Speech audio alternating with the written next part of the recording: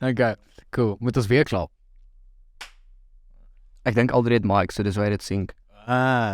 Yes, you're slim, huh? Fucking hell. Okay, Great stuff. Welcome back to the MSP show. Today joined by world famous TikTok sensation Saaiman. Heerlik, okay. yeah, I dug myself a sad little hole, calling out all the South African boxers on the We do that a lot on the pod where it's like, oh yeah, no, yeah, this person I'll fight you, and you're like, oh yeah, nothing's gonna come of it. Yeah. Something came of it. Can you believe it? Yeah, that was also, and let's just say, like, we've called out a serious amount of people. We've done multi-choice. Yes, we've done 45 of these episodes, and I'm pretty sure we haven't gone one episode without calling someone out. Yeah. So it was quite interesting just seeing how personal they took this whole thing.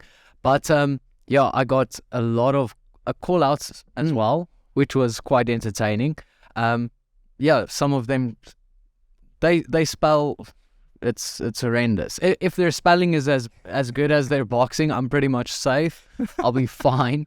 But it's I must say overall, like the experience on TikTok has been very funny, and we've had actually a lot of fans reach out, so that's also cool. There's been there's like two sides of it almost, because you've got these guys, obviously the guy you're sparring Saturday, and then some other guys are like, oh no, come, I can take you. I'll bring my friends and stuff. And then you have the other side. I'm not sure what the guy's name is, but he's got like these shades and stuff. And he's like, bro, I'm not delusional, but I would like to spar you. But like, that's the two sides. I think his name is John Mayberg. Oh, okay. And if you're watching this, if we're in the new studio, I want him to come onto the podcast, actually. I want him to explain to us the realm of TikTok, because I did accept a fight. Yeah. I did make a call out, okay? So I was like, okay, shit, I'm going to obviously have to back my call. Yes, of course. But you know how mad I was when I saw that the guy I accepted the fight with has like 10,000 followers. I was like, I would much rather fight John. He has like 25 more followers than that guy. Wow. So, yeah, John, come on. You like to say like yeah, but it's going to be fun to see what the vibe is going to be like Saturday, because I'm also expecting quite a big turnout. Yeah. I'm expecting a lot of people to, I don't know, come and make TikToks. I'm not sure. I'm going to be there. 100%. I'm not missing this for anything. I have no idea how this is going to work, but I was chatting to Dann van Heerden, who is basically like, almost like the godfather of, he's one of the founders of this whole event thing, right? This whole event is his brainchild. And so I was chatting to him. He also trains with us. He helps with Dricus's camp. He's a heavy guy. So it is a added benefit having him at the gym. Now, obviously, I can't afford to get hurt, and these guys can also not afford to get hurt. So it's going to be interesting to see what happens. But I mean, it's some people were saying like, oh, we're bashing a mental health event. It's like, okay, listen. Okay, you can criticize the event, or say like, you can criticize the boxing without criticizing what the event stands for. I didn't know it was for mental health and stuff. And for the people that's been watching us, I think we've made it pretty clear. Like, I'm a very big proponent of like reaching out if you're having issues and stuff. And that's the one thing I really, really respect about the event. Yeah. That's one thing that I really want to get across, and I'm not going to say anything more about this. And I actually commented on one of the comments we received on YouTube as well. We can criticize the way things are being perceived without having an issue what the cause is for. Yeah. The cause is great. It's great. But the way these guys are carrying each other, like how they are perceived on social media, is not a good representation of the sport. And that's why actually we were chatting about this firsthand. We were like, okay, it's making a mockery of a sport. And now these guys are taking it super personally. So hopefully their professionalism goes up now. Yeah. So you're welcome. You're welcome. And listen, DCIT is open. Listen, if you want to come and you want some sparring partners, Steph might not like it if everyone pulls up on a Thursday night. Yes. I might. Yeah. But that's also the thing. Like, I'll box. Let's just sparring partners and stuff like that. You can really build something cool out of this. But the mentality has always been, and I think not a lot of people know this, but if you come to our gym, you're more than welcome to train with. If you come to sparring, you're allowed to spar with, not with the pros. It's not how it works. You need to earn your stripes before you get there. So, amateur sparring, you're more than welcome to join that. You are more than welcome to come for training. If you pay your membership, you will get taught by some of the best coaches in the country. And so it's just pay respect to the guys that have actually been doing this for a while. And I think they are taking it very personally, and it's very funny. It's funny. Like, I love some comments saying like, oh, yeah, no, like, put up the juniors against some of these guys and see how they go.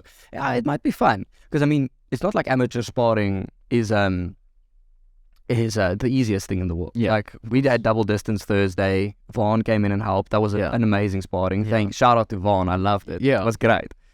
But it's not like it's easy. So just start somewhere reasonable. Yeah. Come in, see how you go. But also, don't go straight to the top and be like, yeah, bro, I can your fun. Yeah. And that's also the thing. The attitude at which you pursue this is you're gonna get that in return. So I'm not saying anything. I'm not like calling anybody out. All I'm saying is like, we always, and we know this because we have been training for years. Okay, if you meet someone at this level, you need to prepare to be staying at that level. Like, keep the energy. Keep that the whole sparring session. So yeah, I am fighting a guy, some other. I'm not even gonna say his name, but I am.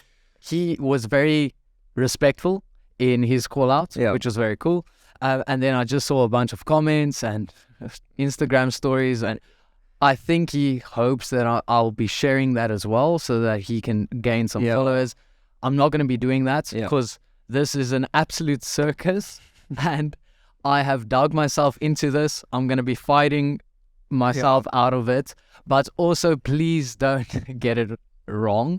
I'm not going to be fighting everyone. Because I get paid to fight. And it's just one of those things that I'm not going to be doing this for free. I train between 14 and 17 hours a week. So just adding more sparring sessions won't help at all. It's like, listen, you called someone out. They responded, can you believe it? And now it's like, okay, shit, I have to back it up. I think it's safe to say this is a one-time thing. Yeah, 100%. Just being like, listen. Also, but that doesn't mean like, come train with us. Absolutely, please. We have one of the best facilities in the country. We have one of the best facilities in Africa. So come train with us. Yeah. Maybe you learn something. Maybe you don't. I don't know. But and then don't be so bombastic. That's the only thing. I think we need to hand out some grammar lessons as well. Just like you are and your, just like the basic. You're and your. But yeah, that is it. I'm looking forward to the sparring session. I'm looking forward to seeing what intensity they come with. And if they are more than one person, I'm sorry to disappoint you. I'm not going to be sparring a lot of guys because I still have Saturday morning. I have 3 sessions to do. You're literally going to do pro sparring with I have Mark. So I have Steve. Yes. So I have pro sparring. Then I have grappling. Then I have an anaerobic fitness session as well. And then after that, I'm sparring. I'm doing the circus session. So that is my Saturday, and I'm looking forward to it. But yeah, that's basically it. See, that sounds like a hectic Saturday. Yeah, it's going to be fun. I'm going to come through. How's it, Mensa? Watch, and then probably go maybe down a beer while you're there. Hey, you must. It's a spectator sport. But let's go to real fighting. We have a lot to unpack, and I think the biggest news, Mr. McGregor versus Chandler. Tough coaches. We were chatting about this. I am so excited for this because I think it's going to be TV gold. It's TV gold. It's the best fight you can possibly make. Like these guys go out, they swing, they bang. Like you're gonna see fight of the year. Yes. Like this is already potential fight of the year contender. I saw that as like, imagine that first round. Yeah. That first round, because both of them come out of the gate super quick. Super, super, super quick. It's going to be very cool to see their coaching styles as well, because I think they're quite opposite. Yeah, no, they are. I can't wait for the 30th of May for the season premiere. Yeah. I can't wait. Yeah, this is so high up on my agenda list of things to watch. And we chatted about having Conor and having Ferguson. Yes. As like, that's ideal for Conor, obviously. But for the UFC, this can go either way, because if Conor wins, obviously Conor won. Yeah, he's the cash cow. But if there's someone that is bringing in as much, not as much, but very close up there in viewership and entertainment, it's Michael Chandler. If Michael Chandler beats Conor McGregor in that tough finale, like, he's the biggest name in the UFC. Yeah. And it's not even close. Yeah, 100%. Because I mean, you have a guy who puts on bangers. He's very respectful to his opponents, but he has the best promos after a fight. Yeah. Like, the best. 100%. He seems like a smart guy. He's a humble guy. I love Michael Chandler, and I think people really radiate with his energy. 100%. And I think also, like, his constant message of, like the classic work hard, stay humble, see you at the top, grind, see you at the top, walk on. It's so motivating, and then you're going to just get this. I wonder, do you think we're going to have Lelike Conor? I think we'll have Cowboy Conor, or do you think we'll have Khabib Conor? No, we'll have Khabib Conor. I think we're going to have Khabib Conor. Just like an absolute rude, calling everyone weasels and rats. Yeah, I think we're going to have that same energy when Conor was with Uriah Faber. Yes. Where it's not like a mean-spirited, like your wife's in me DMs or your wife's a towel kind of vibe. Yeah. But it's more like banter, but really funny banter. That's what I'm looking forward to. Yes. I want Conor to be sharp. I want him to give Michael Chandler like some shit. Yes. And I want Chandler to just take it on the chin. Just take it. Yeah, because he's obviously just he'll laugh about it. Yeah. That's actually, he's such a good sport. Yeah, 100%. But I think the guy that won in this exchange was Dustin Poirier. Yeah. Like, he tweeted, "Tough, all my children edition." And then Michael Johnson edited himself in. And then I think like some other fan page, then far in the distance, edited Khabib in there as well. Yes. So yeah, Khabib's all their daddy. Yeah. All of it. Well, except for Chandler. But I think we all know how Khabib Chandler would have. Yeah, like that's no yes, mistake. He was so good. But do we know what weights they are coaching? I have no idea. Okay. I don't think that's been announced. Yes. It would probably be, obviously one would be probably lightweight. I'm going to say. Do you think so? I think lightweight. Do they do the same weights as the coach? I don't know. They did. So when Volk and Ortega coached, there was bantamweight. Yeah. And middleweight. So it's not the same weight. It's not the same weight. No, so nothing's been announced yet. Bantamweights and middleweight. So maybe we see welter. I feel welterweight, yeah. They need light heavies as well. Maybe light heavies. I'm thinking welterweight and maybe feather for... okay. Prediction, welterweight and flyweight. That's my prediction. Okay, welterweight and flyweight. I have to agree with you on that, because I think they need flyweight talents as well. They do, and I never like... I don't know, it's maybe this is just me. I don't like it when the coaches are a lower weight division than the guys they're coaching. Oh, yeah. It seems a bit weird to me. Like, when it's heavyweights, I like the coach to be a heavyweight. Yes, it's weird to have a lightweight coach and a heavyweight. It is. I don't know. That's just me, man. Yeah, but that's going to be content gold. I think Dana looked so excited to announce it. He was like posting 10 minutes we're making. So I'm pretty sure they got through their management. They got the green light from both, and they were like, before they changed their mind, let's go. Let's do this. So that was very sick to see. And then a fight that I think, it's like, obviously, if you're a hardcore fan, this could be your fight of the year, maybe, where you're going like, yes, can't wait. But I think the UFC's promotion of it has been a little bit lackluster. Yes. And that's Volk Islam. Yes. Next week in Perth, I think. Yeah. Yes, I'm looking forward to it. And yeah, it is. It's weird. They have not done a lot of. I saw wise earlier this week on Instagram. I saw. Okay, so we have Volk Islam next week for the pound for pound #1 spot. Yeah. It's like the biggest spot in the UFC right now. and for Volkanovski to break into that greatest of all time, like period conversation. And you've got a slap fight pinned on your Instagram. Yeah. This is stuff like that. It's kind of it is quite weird. I don't know. Maybe they're not targeting Western markets as well. So maybe we're not seeing a lot of it. But it is weird to see them not make like really solid as a movie, because I think they did that quite well with like Pereira and Adesanya. It was like these trailers of him walking in the woods, you know, like hunting rabbits and shit. And then now you don't see, you know, you see Full Send going to Russia. Really? Like, yeah, well, they were in Russia training with Islam. But like, that's like on my YouTube recommended stuff. Yeah. It's not like the UFC's content. It was outside. It was something. Yeah, it was outside content about them. But that's just a weird matchup, the Nelk boys and the Dagestanis. It was very fun to watch. Is it? Yeah. Okay, I'll have a look. It was very, very cool. Yeah. It's a weird dynamic, but that's why it was so fun. Okay. Because they train with them and they jog with them and they do like their cold therapy with them, like lying down in the snow, ice baths. Those guys are intense. Yeah. So I don't know if you've listened to Bilal Muhammad on JRE.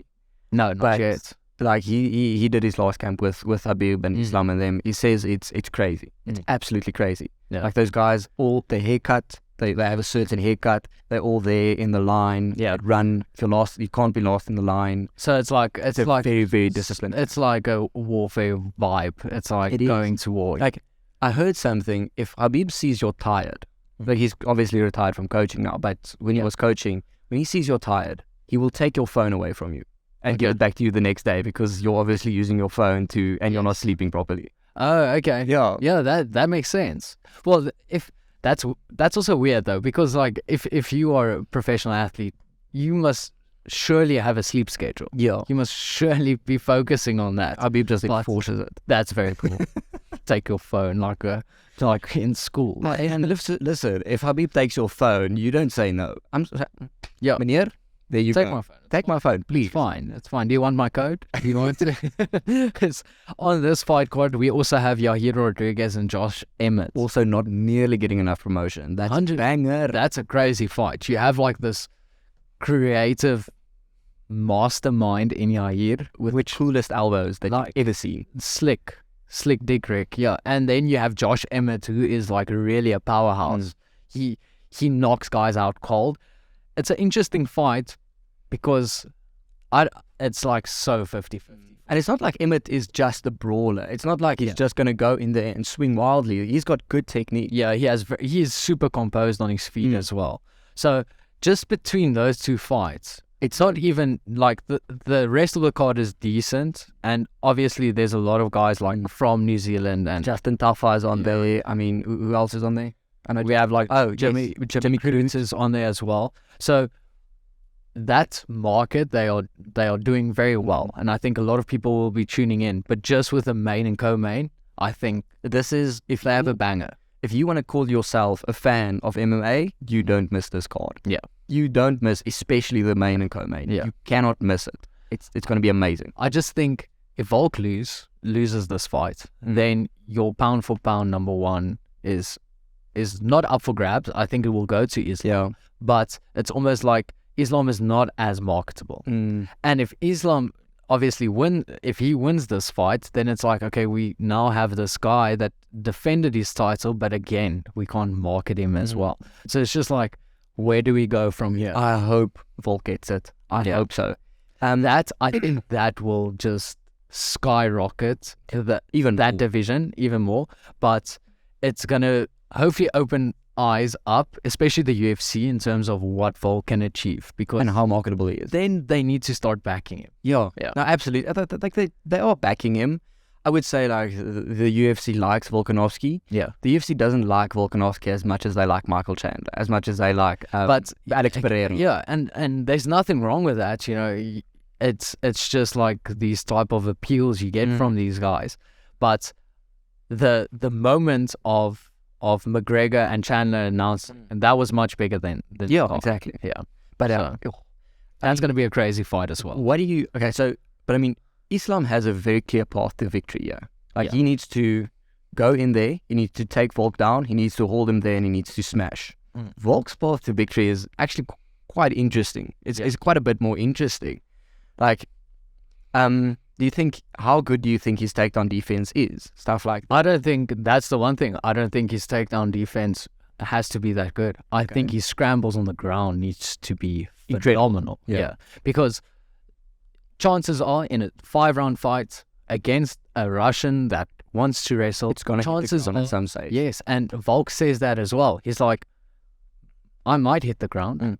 I'm preparing for that. But you're going to have to keep me down. And if there's one energized bunny with an Australian accent that can really get off his feet and just as fresh as round 1 in round 5 come out swinging again, it's Volk. I don't think it's possible to take Alexander Volkanovski into deep waters and drown him. Yeah. That's not a guy you can drown. And that's that iron mentality. You have like two very skilled, very scary mentalities fighting each other. And that's what makes this fight. Neither of them have 1 gram of quit in them. Yeah. Neither. Like, there's not a single piece of quit. This is a terrible fight. Obviously, if you are a betting man, it's very hard not to bet for Makhachev. Yeah. Just after what he has done to Oliveira, it's just don't bet against him. But there's such a big part of me that wants Volk. Yes, dude. So I'm saying to myself, listen, if you to wrestle properly, you need to control the hips. That's a big thing. And then I'm like in my head, I'm like, Volkanovski's hips are low and he's very, very strong. He's got big tree trunk legs. Like Islam can't take his hips, and I'm just trying to convince myself. Go Volk. Go Volk. Yeah. So I think both of us, in terms of who, like my heart is saying Volk, my brain is saying same. It's not in line. In the featherweights in that co-main event, again, Yair. I think I'm going with Yair, and I think my heart and my brain is in lining with each other. I think he's just going to have too much answers, whether the fight goes to the ground or stays there. Because he is so slick. Yeah. Because he hung with Holloway. Yeah. And he Holloway beat him. Yes. Holloway won the fight, but he was right up there with him. Yeah. He was keeping the tempo, he was keeping the pace, keeping the technique. Who was his last fight? Let me check. I think it was actually, wasn't it Holloway? Or Ortega? I can't remember. Let me check. Very interesting though. I mean, I think Yair could probably get him in the clinch. Probably better in the clinch than Josh Emmett. Josh Emmett's going to have to go in, out, and then like set him up perfectly. Yeah, it was, he beat Ortega.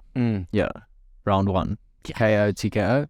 Before that, obviously it was the Max fight. So he had a long time off, and the Ortega fight was in July of 2020. Okay. Yeah. Okay. 2022, July. So he's also, that's a while ago as well. But before that, he was off for quite a bit. So that's a great fight. I think I'm going to go with Yair. I'm pretty certain of that.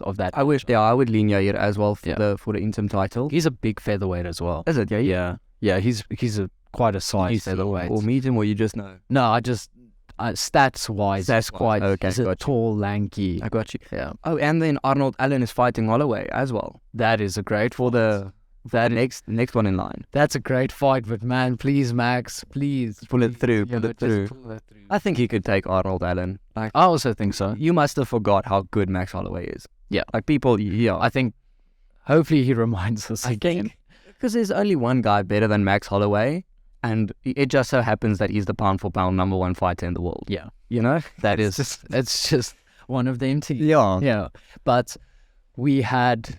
It's a lot like where Derek Lewis is now, because that fight just happened, and you know it's unfortunate. He's such a fan favorite, but it's just it just didn't have any answers to Spivak just dragging him down. Yeah, gets back up, drags him down like this washing machine tumble as Bisping called it, and then like taking the arm triangle and just putting on a squeeze. Yeah, it wasn't a fun watch.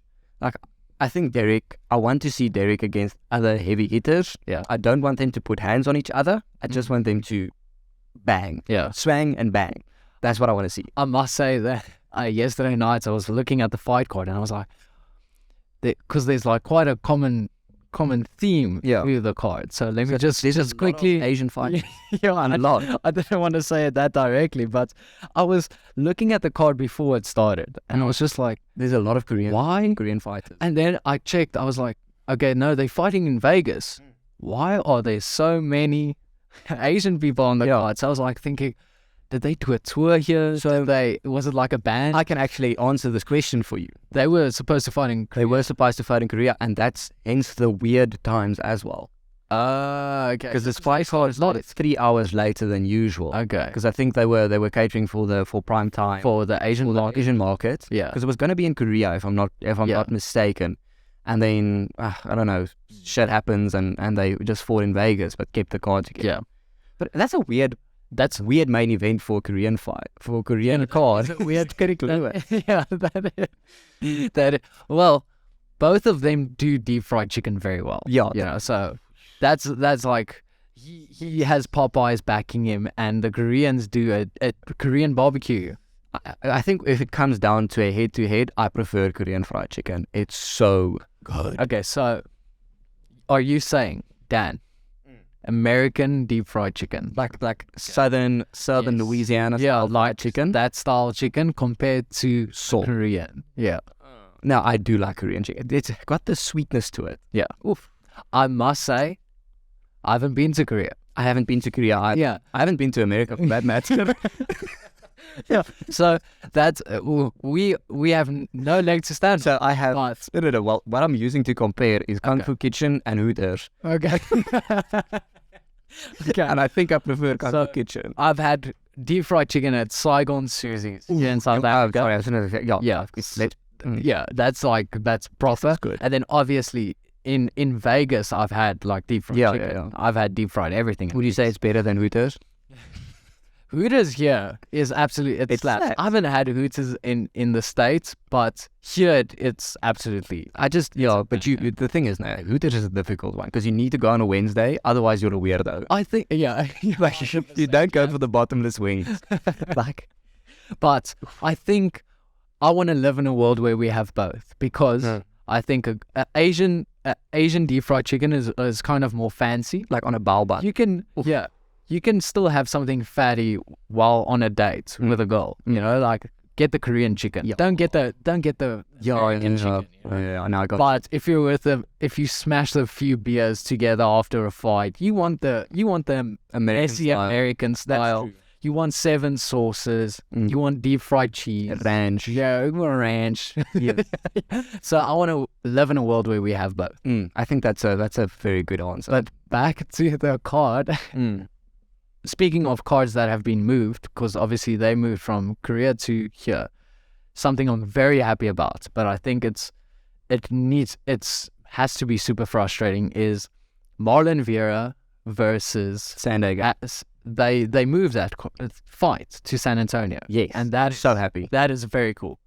That's why give them a crowd. Yes, give them a crowd. That is sick. Preparation must be like 2 weeks out. You're so ready to go. Your hard sparring is done. Well, with us, 3 weeks out, our last hard, that's double distance. That double distance is 3 weeks. So we have double distance 3 weeks out. Yeah. From there, you start your peak training. So all your sessions are no more than 45 minutes. You still do a lot of them, of course, but it's like very short. And then you start, obviously, the weight cut. If you're cutting a lot of weight, which I think Marlon says he doesn't. Marlon doesn't look that big. He says, like, if you cut weight, you're cheating, but he looks like a big bantamweight. Sandhagen isn't a bigger bantamweight. Sandhagen is taller for sure. I've seen both of them. They are big. They are big bantamweights, but you have more time to cut, which is nice. So you can diet a little bit more, but that must be kind of. It messes up your It messes. I can imagine it messes up your peak training because now you did double distance like a week early. Yes. So that's a bit of a pain. Yeah, that's a bit of. It's not something you can't overcome. Yeah, 100%. I mean, your opponent's going through the same thing. I'm sure it's not going to influence you that bad. Maybe not do as hard of a sparring session that next week again, but just like try and maintain that as good as possible. But they deserve a crowd, and they got one. And I wanted to be on that card. I wanted to be. Obviously, I'm not complaining. Yeah. I'm on a great card. I'm on a Bones card. Yeah, I'm on a Johnny Bones card, which is absolutely amazing. And I've seen now maybe the third or fourth fight, which is also I'm not sure, but you still see they're still moving it around. Okay. But I'm not first, which is great. Yeah. So there'll be a little bit more feet in the stadium. But that San Antonio card also looks great. Yeah. I want to go to Texas. Cheeto is they just looks like such cool guys. The only problem is they in your division. Yeah. It's still a great fight. Yeah. It's speaking as a fan, that's a great fight. Yeah. And that's also going to be an interesting one. We'll review that one. I sometimes forget you're in the UFC, completely. Sometimes I forget you. I love these people. I'm a fan. Yeah, I really forget that I'm fighting there. So it's just and then I just waste my time doing other stupid bullshit. You're not going to get hurt or anything. Yeah, obviously. I promise you, the guy you're sparring Saturday can't swing as hard as Estia can. Yeah. No, Estia hits hard. I had a bit of a headache. For those that don't know, Estia is one of our training partners. He's also a co-owner in CIT Boxing, and he's been on the podcast before as well. But that man can crack. And I think you send me a WhatsApp with three words. Yes, Von crack. Yeah. So he bags. Because I remember that we were going around and I was feeling good. Got 16 ounces on. Yeah. And just as the bell rings, it just comes over the top. Yeah. I also have quite a bad habit of I'm very reactive to the bell. So if the bell rings, I drop my hands. Yeah. The round is done. And I've taken a few cheap shots after the... My hand was just up and it was just glancing below that. We were sparring and Mark Hugh, he's fighting for a world title. He's fighting for the UFC welterweight title. He is a scary human being. Monster. And he does this combo where he sets up a spinning back fist. Okay. Yeah. Ooh. And I thank the man above that. I was pretty much far away because he had so much momentum into that shot where I was like, thank you. Thank you, Jesus. Because that would have been terrible. But even Thursday sparring as well, I think I broke a clinch and one of the guys, I think it was maybe LeMay, also chucked a head kick and it just grazed my throat here like this, but hard. A throat punch sucks.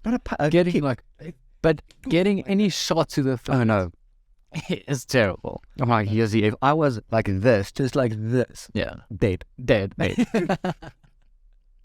We have a lot to look forward to. That UFC Australia card is going to be great. Can't wait. We are not seeing enough marketing, but luckily we have the MSP show. Because what else do you need? World's biggest Volk fan right here. Yeah, right here. And if you want the lover boy of Gone, he's sitting right here as well. Call on my beloved. Thank you guys so much for watching. I hope you enjoyed the show. We are changing a few of the stuff. We are rebranding. We are soon to be moving into a new studio, and I'm looking forward to it. We're going to have so much fun. Thank you guys so much for watching. Cheers. Cheers, Lisa.